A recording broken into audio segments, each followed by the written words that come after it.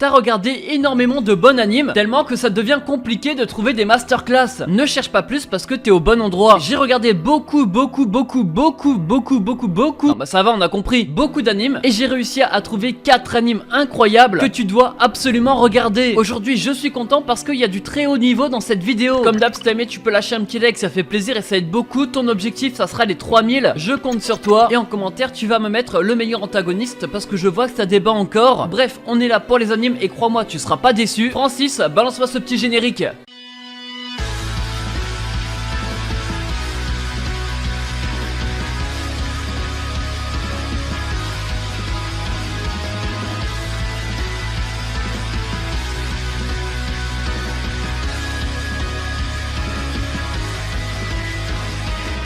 On commence directement avec une révélation pour moi, j'ai vraiment surkiffé cet anime. Romantic Killer, qu'est-ce que c'est drôle. Mais alors ça parle de quoi? Nous, on suit l'histoire d'Anzu. C'est une fille qui a une vie un peu particulière parce qu'elle est tout le temps sur les jeux vidéo. Elle ne prend pas soin d'elle, elle mange du chocolat tout le temps, bref, elle a clairement la belle vie. Son kiff c'est de jouer à des jeux de romance, clairement des simulations de drague. Sauf qu'un jour une créature va sortir de sa télé. Ah Francis, tu t'es trompé, c'est une vidéo de famille. Ouais voilà, c'est plus ça, une créature un peu plus mignonne. Cette personne va lui confisquer ses 3 passions, son chat, ses jeux et puis son chocolat. Va faire de la vie d'Anzu en fait un véritable jeu de drague dans la vraie vie. Sauf que Anzu n'est pas intéressée par la mort, c'est pour ça qu'elle va faire tout son possible pour essayer d'éviter de tomber amoureuse de ces BG qui vont arriver dans sa vie grâce au mec. Oui, le mec c'est le petit truc jeune, voilà, je sais pas en vrai c'est quoi. On vivra du coup la nouvelle vie de Anzu et vous allez voir, c'est vraiment drôle.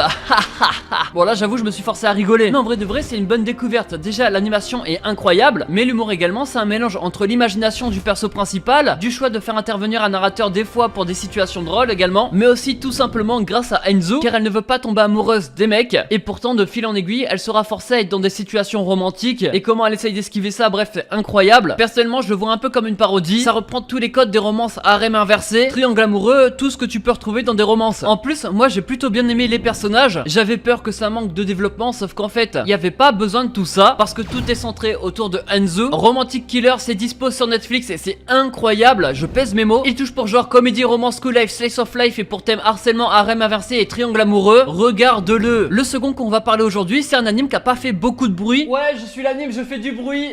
Bref, je m'excuse pour ça. On parle de Tondemo Skill des Isekai, qui est une découverte incroyable pour moi également. Nous, on suit l'aventure de Mudoka, c'est un mec de 27 ans qui lui a été invoqué par erreur avec des lycéens qui eux étaient invoqués de base pour être des héros. Mudoka, tant qu'à lui, n'a pas la classe de héros du coup, et en plus de ça, il a un pouvoir qui n'est pas si cheaté sur le papier. Il obtiendra la compétence plutôt étrange du supermarché en ligne. Sauf que vous allez voir, ce personnage sera le plus puissant de l'univers. Dedans il y aura vraiment rien de chelou, ça respire la bonne humeur, même l'animation est d'un côté simpliste alors que pourtant c'est Mappa qui est derrière. Le personnage grâce à ses pouvoirs peut acheter des choses qui n'existent pas dans le monde isekai, par exemple du bœuf de Kobe etc. Grâce à ça il a réussi à sympathiser avec un monstre légendaire, ils ont fait un pacte, du coup ils partagent les pouvoirs et c'est pour ça que le perso principal devient cheaté. Tout ça c'est à la condition que Mudoka lui fasse 3 repas par jour, parce que oui il y aura de l'action, de la comédie, mais ça tourne beaucoup autour de la nourriture. Oui parce que s'il nourrit pas il est mort quoi. Il va se servir de la viande qu'il y a dans le monde fantasy pour faire des plats qui existent dans la vraie vie, et vraiment des vrais plats en expliquant les ingrédients, bon sans le grammage. Personnellement je trouve ça fou. Et la nourriture dans ce monde là impacte sur les stats, ça ne servira pas juste à manger mais à se préparer pour les donjons par exemple. Il y a de la magie, il y a de l'action, celui qui accompagne le perso principal, le monstre là, il est clairement cheaté, il y a qu'un seul mec qui a réussi à le battre dans l'univers, c'est ma giga prof de français.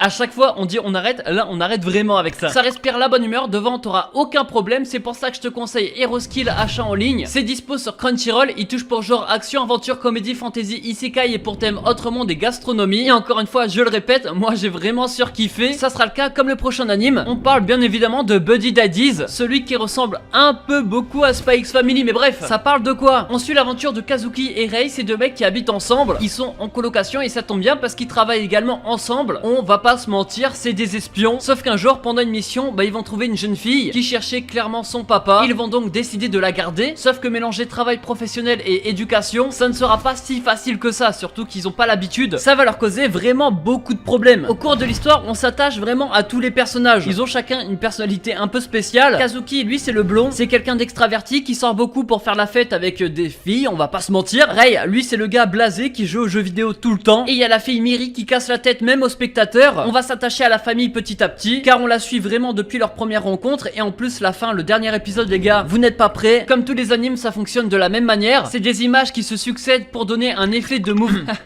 Alors oui, mais ça n'a pas de rapport avec cet anime précisément. Tous les 1, 2, 3 épisodes, ils vont avoir des missions à réaliser. Ça va être pour alimenter l'anime, parce que moi ce qui m'intéressait c'est tout ce qui se passait en dehors des missions justement. Comme par exemple par rapport aux parents de la fille, qui est la première vraie intrigue. C'est pas vraiment un spoil parce que ça arrive au début. Peut-être que vous aurez un ras-le-bol de ce genre d'anime, parce que Great Pretender, Spy X Family et maintenant Buddy Daddies. Eh les gars, c'est plus Bugs Bunny, c'est Bugs Buddy ou quoi?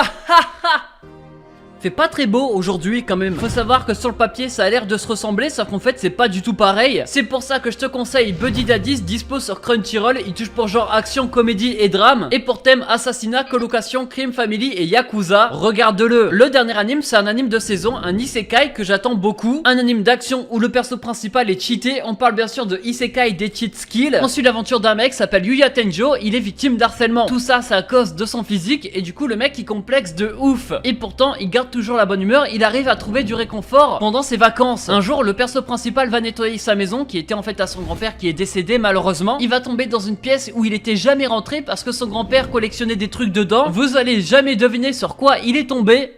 Ah, faut que je dise, une porte qui lui permet d'aller dans un monde fantasy. Dedans, il va acquérir ses compétences, et pendant les vacances, il va passer tellement de temps sur ce jeu. Je dis jeu parce que c'est même pas un jeu, en fait c'est la vraie vie. Il va vite monter en level et devenir giga fort, et ça jusqu'à la rentrée où il va se rendre compte qu'en fait il a changé de physique, parce que oui, les mondes semblent coexister, et c'est pour ça que tout ce qu'il fait dans le jeu, bah ça se passe dans la vraie vie. En plus de ça, la chance va lui sourire, car il va être invité dans un nouvel établissement, là où il n'a jamais connu le harcèlement. En plus, quand tu finis ta scolarité, tu trouves un travail vraiment bien placé. C'est pour ça qu'on va suivre son aventure dans le vrai monde. Comment va-t-il s'adapter à son nouveau corps et son nouvel environnement, mais également comment va-t-il évoluer entre les deux mondes, parce que oui, on va suivre les deux mondes. Je te conseille de le suivre par toi-même. Il s'appelle Isekai des Cheat Skills. Pour l'instant, il y a 3 épisodes dispo sur Crunchyroll. Il touche pour genre action, aventure, fantasy, isekai, romance et school life, et pour thème apprentissage, autre monde, combat, démons, école, elfes et harem. Bref, je vous ai parlé de 4 animes à voir absolument, ils sont tous incroyables. Je suis content de ce top. Comme d'hab, le petit like si t'as aimé, ça fait plaisir et ça aide beaucoup. Et n'oublie pas de me mettre en commentaire ton top antagoniste. Pour moi ça change pas, ça reste Yohan tout le temps. Nous on se retrouve dimanche prochain comme d'hab, c'était Rush Manga, et ciao bye bye.